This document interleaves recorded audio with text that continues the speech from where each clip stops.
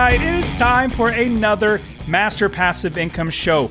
My name is Dustin Heiner, and I help people to quit their jobs by investing in real estate rental properties so they never have to work a job again. Now, in today's show, we're going to be talking all about an auction and how to buy a property at an auction. Now, I get lots of my students and a lot of people asking me about auctions and if I buy at auctions and all that sort of stuff. Well, we'll get into that today. Now, when you think about auctions, you're thinking about trying to get it for a lower price than you normally would. But here's the catch. You could actually get a property that you probably would not ever buy if you saw it before you bought it and you were able to walk through it. So there's a bunch of things we got to learn about auctions and buying a house at auction. All right, guys, let's get started in today's show and talking about buying a house at auction. All right, let's get in there, start the show.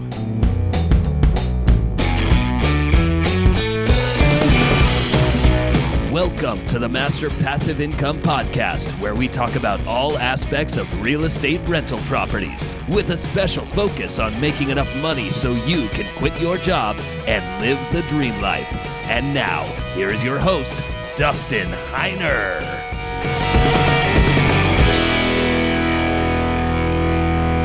Hey, so what's up, everybody? I am so excited that you're here with me on the Master Passive Income show, and I hope that you are doing excellent and that you're getting started investing in real estate. I literally, in the middle of this podcast recording, I got a text from one of my students. He just sent me a text. His name's Benjamin. So Benjamin usually listens to the podcast as well. So Benjamin, if you're out there, I'm excited for you. So one of my students just closed on his first property, and I believe he's going to be making around $300 a month on this one property. I'm super excited. So, hey, Benjamin, great job. Keep going, man. You're doing fantastic. Now, the reason why I want to talk about auctions is because I have so many people asking me all about auctions and how to buy them, what to look out for, what to do. Now, I'm going to be completely transparent and say I've never actually gone through and purchased the property, but I've been to many auctions. In fact, even the ones at the courthouse steps, I've even been to those many times and went through the process, and it was a lot of fun, but I never actually pulled the trigger because there's so many things to watch out for.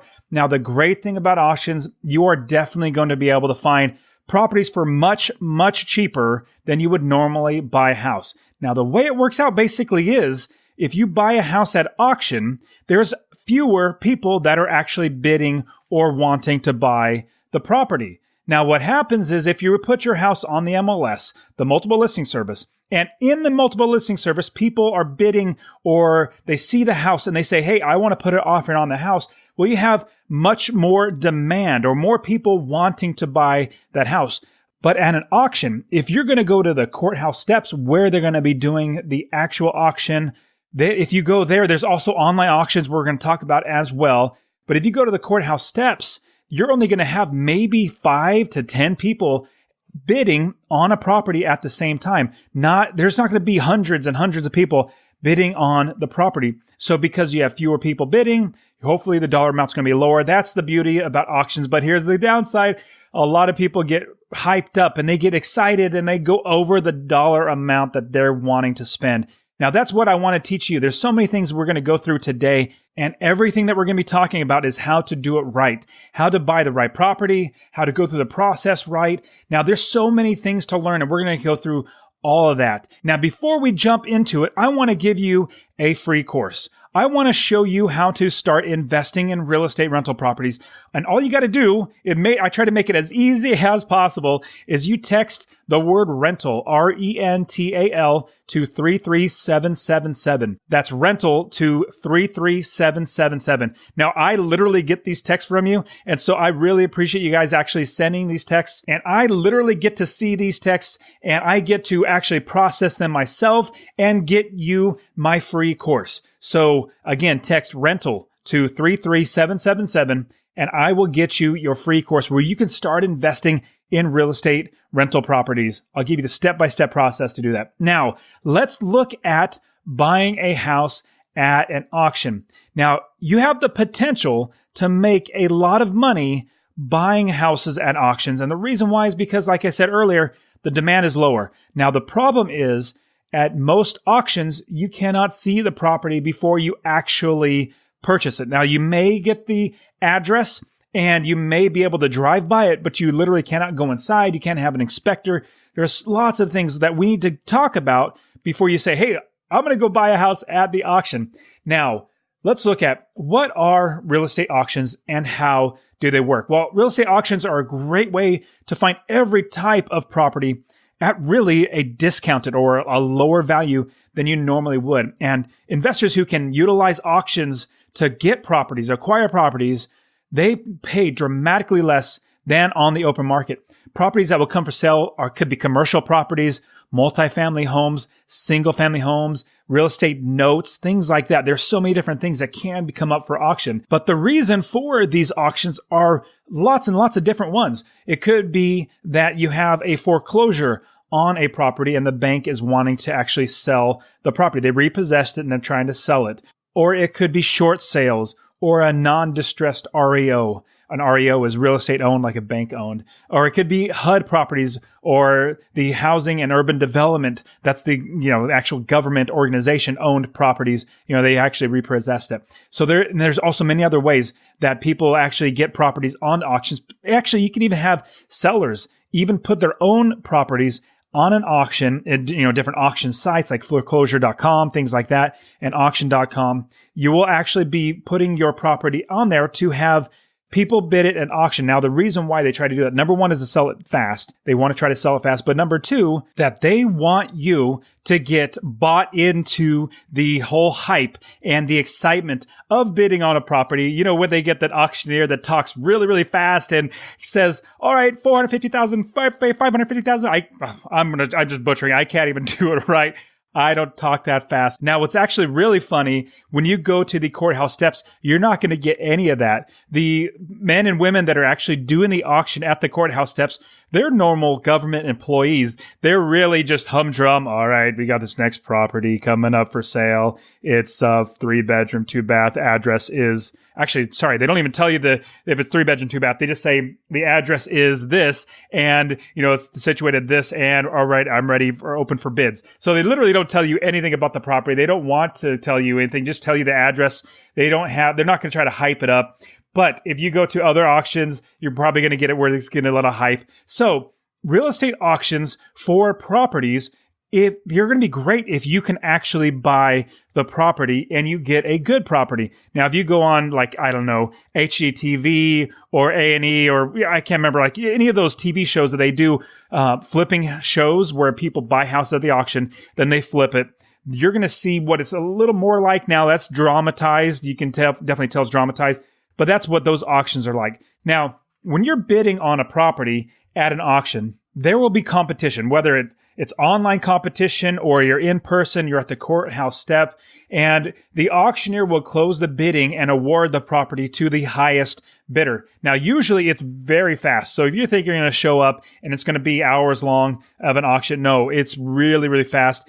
In fact, I've seen auctions go as fast as 30 seconds. Okay, it's opening for bid, and we have one bidder at $100,000. And nobody else bidding, going once, going twice, sold. And it's literally that fast. So it can be very fast. So you need to be there on time. So right when they get started, if not earlier, you want to get there earlier. In fact, here's a little tip. If you're actually early, you can talk to the other people that may be bidding or may not be bidding, but even the guy that's doing the auction, you can even talk to them about the property and see just what they know. Because if you're buying an auction, more than likely you don't know anything about the property or don't know very much about the property. And it could be detrimental if you buy a property that's bad. So any little bit of information you can have on the property beforehand is going to help. Now, what's interesting, if you're buying the property at an auction, you're going to have a lot of money. Now, not necessarily saying that you cannot use a mortgage. You absolutely can do a mortgage, but you're going to need to make sure that you have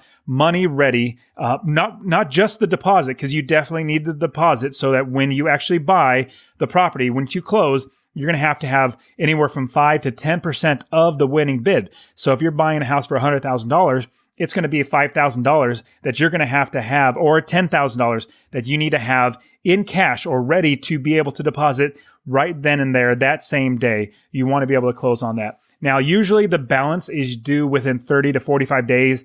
Depending on the auction, different auctions are going to have different criteria for when it's actually due. So you're going to need to talk to the auctioneer or the auctioning company, or talk with the government who's actually doing that. You want to make sure that you're talking to them about what all the criteria are, because last thing you want is put down 10% and miss the deadline, and then they take back the property, meaning they're going to auction it off again, and you lose your 10%. That would just be horrible. Now, that 30 to 45 days is great because it gives the investor time to refinance, or basically to get financing for the property, getting that done. You don't need to have all cash in order to purchase a property, but you do need to be able to make the full payment before the payment window closes. Now, as we're going through this, there are a lot of things that you're probably not going to really remember all that well. So I wrote this all down in my show notes for you. Go to masterpassiveincome.com/81. This is the 81st podcast episode. I'll have everything written down there for you to go through, and because there's so much that we got to make sure we watch out for. Now, I want to give you a word of warning for buying a house at the auction.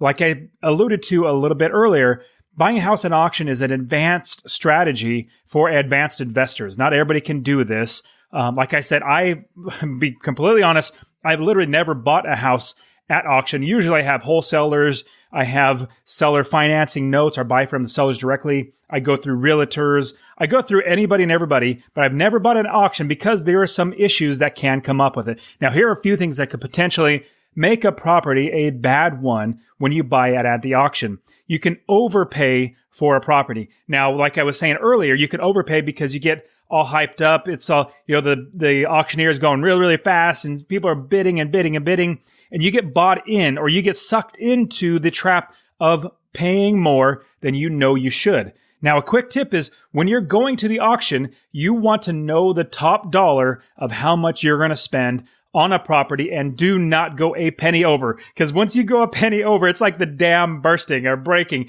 and all of a sudden, instead of spending $100,000, you're at $180,000. You just all of a sudden, it just keeps going. So get to your dollar amount and stop there. The next one is you can accidentally be bidding on and purchase the wrong property. Like, you may even not have the right address. You may not even know really which property it is. Now, you very well could get the right one, but it's a potential where you're actually bidding on the wrong property. You might have the wrong address. You might just have looked at the wrong property, whatever it might be. You don't have the inspection period. You don't have any of that stuff. Next one up, the property is in and can be in worse shape than you actually realized. Even if you went to the property, even if you drove around, you got out of the car, you walked around and you snuck in the backyard and you peeked through all the windows, even if you did all of that, you can still get a property that is in worse shape than you realize, like their foundation issues, or they literally took out every single plumbing or lighting fixtures or anything like that, and you have to repair all that stuff or replace all that stuff. There could be a lot of expenses that you do not normally would have encountered. Now, it's a problem. It could happen, especially in times where there's lots of foreclosures. If you remember back in 2009, 2010, where there's so many foreclosures, that's a time where you have homeowners who probably couldn't have afforded the property in the first place, and they bought it anyways. And when they were getting the property taken away from them, they destroyed the property on the way out, like threw paint everywhere, busted holes in the walls, took doors down, and destroyed the house. They were disgruntled. They said, "Hey, bank, take this." And they actually destroy the property. And that's something that you as an investor need to know what your expenses are. That's one thing I love about real estate and rental properties is I always know my expenses before I buy the property. I know how much it's going to cost me every single month. I know how much it's going to cost me to buy the property. I know everything about the property. There's very little variable expenses. Variable meaning the price goes up and the price goes down. It's usually fairly fixed. Like if you get a mortgage, it's going to be the same mortgage dollar amount every single month, unless you get a variable mortgage that actually goes up, which I would not suggest. All right. Next up, not properly estimating the cost of the rehab of the property. Now, you and I, when we go through properties, we get inspectors and we get our property managers to go through the properties. Well, if you don't go through the properties, you might not even know what needs to get done. Just like it might be in worse shape, you might not even know that you got to replace the sinks because the sinks are damaged or destroyed. because you weren't able to walk through the property to see what is wrong with the property. And so you might not properly estimate and see how much is actually going to cost out of your pocket to fix up the property. Next up is foundation issues that cost thousands of dollars to repair. Now, I'm not against, actually, I've bought properties that have had foundation issues, but with those foundation issues, you can bring it back to the seller. In fact, I've done this. I got back to the seller and said, hey, there's a foundation issue. One side of the house is 1.25 inches lower than the other, and it looks like there's cracking and blah, blah, blah. And I said, I need you to come down on the purchase price. So instead of like $153,000, I got them down to like $151,000 because I told them it was going to be $3,000 to repair or $4,000 or something like that. So they came down by $2,000. So that's another thing is I do like knowing before I purchase the property what the expenses are so that I could talk the seller down. Now, you're not going to be able to talk to the auctioneer and, hey, I bought it for $150, but can you bring it down now? Because and they're like, no, that's the price that you have to pay. All right, number 6, buying a property you have never seen and know nothing about. Now, that's the biggest downside is you have no clue about anything inside and out of the property. You don't even know the title.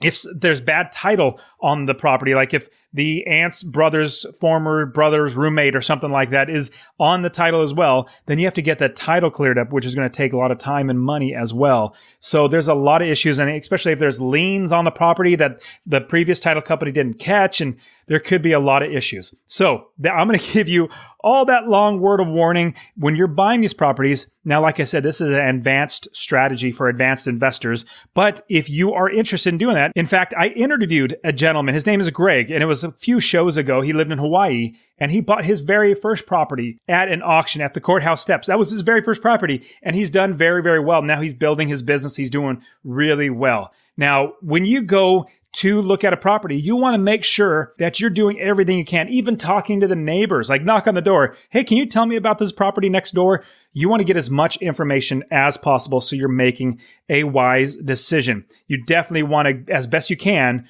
go there. Now, there's a saying or it's not a saying, it's almost something that is in the contract that's a normal way of saying it is, and here, open quotes, as is, where is, and all faults, close quotes. Like that's the terminology that is going to have when you're buying a property at auction. You're going to buy the property as is.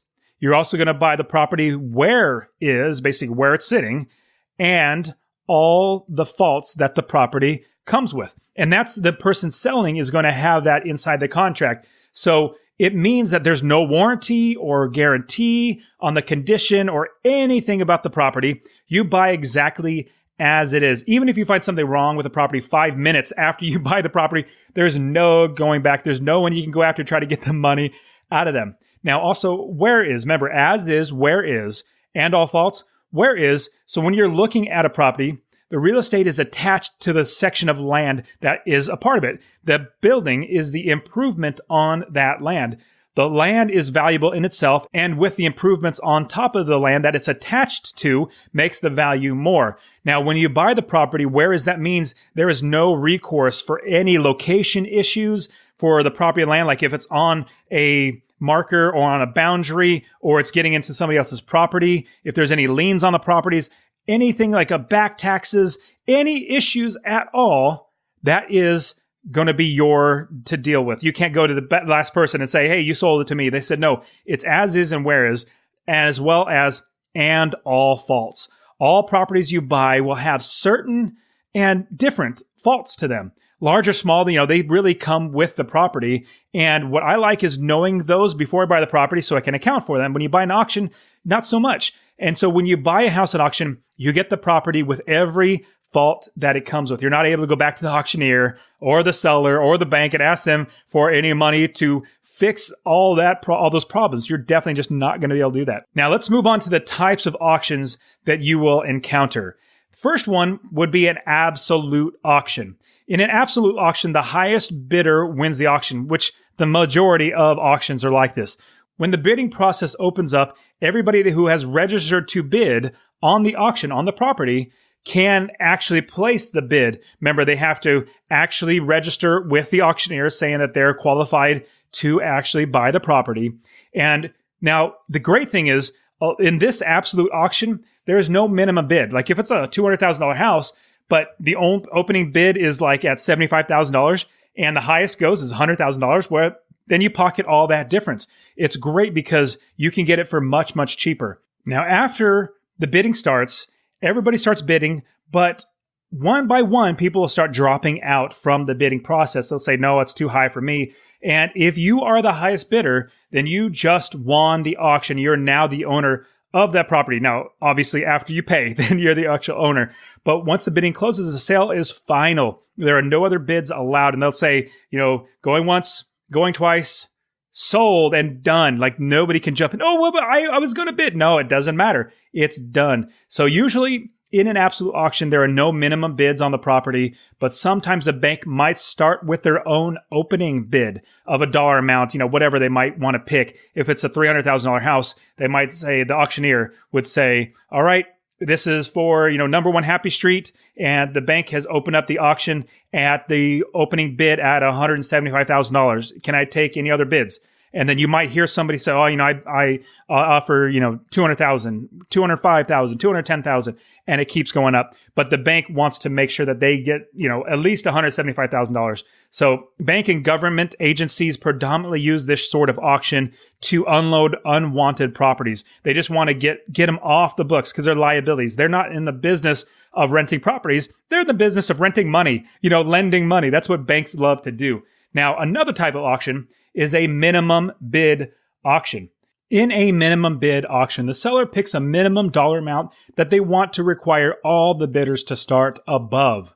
Now, the minimum bid auction is where you have to bid at least the minimum, and whoever starts there, the next person has to go above that, and so on. Think of like eBay. On eBay, somebody can put a reserve amount, basically the dollar amount that you cannot start below. Like if you're buying a DVD, they started at $8. Well, you can't bid for $7 because it won't let you. You have to start at $8 or above. And when you're buying a house at an auction, before the bidding process even opens up, the auctioneer will indicate what the minimum bid will be. In fact, he'll be like blatant, straightforward. The opening bid is this, and this is where it starts.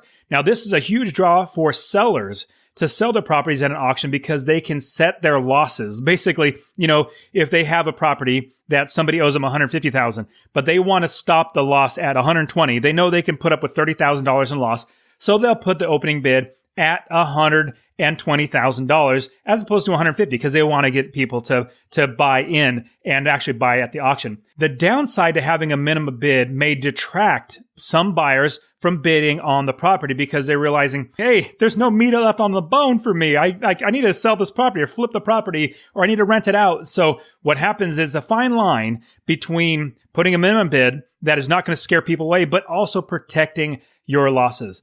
Now, another auction is going to be a reserve auction. In a reserve auction, the winning bid and highest bid, they're treated as an offer to the seller to purchase the property. Totally different than the other types of auctions.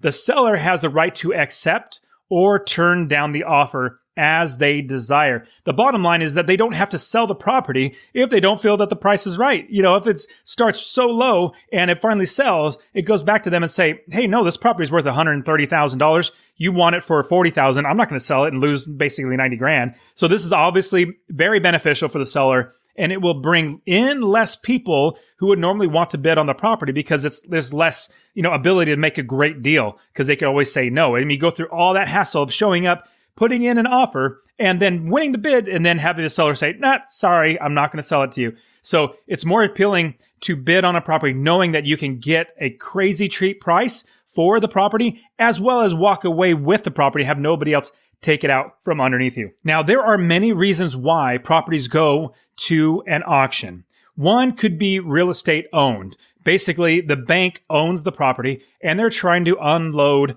the property and get their money, as much money back. It shows that the owner still owes money on the property. Whoever borrowed money to buy the property still had a mortgage. Now, the bank had the legal recourse, the ability to take back the property because the borrower still owes the money and did not pay the mortgage. If the borrower defaults on their loan, the bank goes through the foreclosure process. It's a long process, but in the very end, it becomes a real estate owned property. This is called an REO, or real estate owned. Basically means the bank owns the real estate. Now, properties that are foreclosed property, they usually go to auction. Whoever has the winning bid becomes the rightful owner of the property.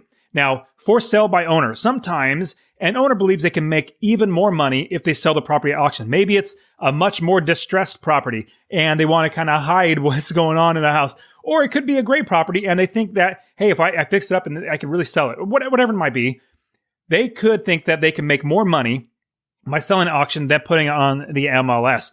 Now or it could also be that the person needs to sell the property very, very quickly. So whatever the reason is, the seller has the right or the ability to give it to an auctioneer and have them sell the property. Now, in my personal opinion, I don't believe you'll get more money for a property at an auction than if you list it on the multiple listing service with a realtor or the MLS. The big reason why is you have fewer buyers for the property because not many people prefer to buy at auctions. And just think about this. I personally am an investor. I've bought many, many homes, sold many homes, but I've never bought at an auction. And so you immediately reduce the amount of people that want to buy the property just by putting it on an auction. Now, most people prefer to buy a property through a realtor because realtors, they take care of all the paperwork, all the problems, and you don't have the headaches of not being able to inspect the property beforehand.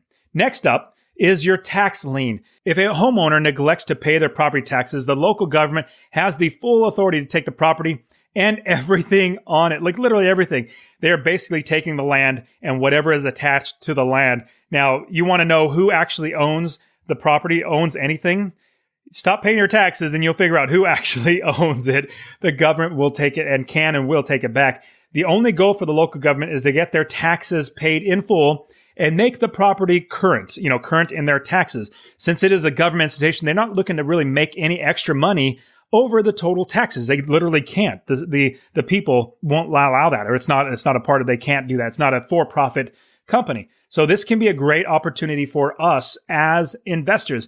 If you can acquire properties just by paying the back taxes, man, then you have a lot of ability to pay for a really, really expensive home or relatively expensive home, paying really, really little dollars amount. I've heard people spending, like maybe $5,000 and then giving the homeowner like $2,000 for their expenses and then pocketing a $100,000 property. I've heard of that. It's not easy. Now, trust me, I'm going to preface this by saying, because I just said it, but I'm going to say it again.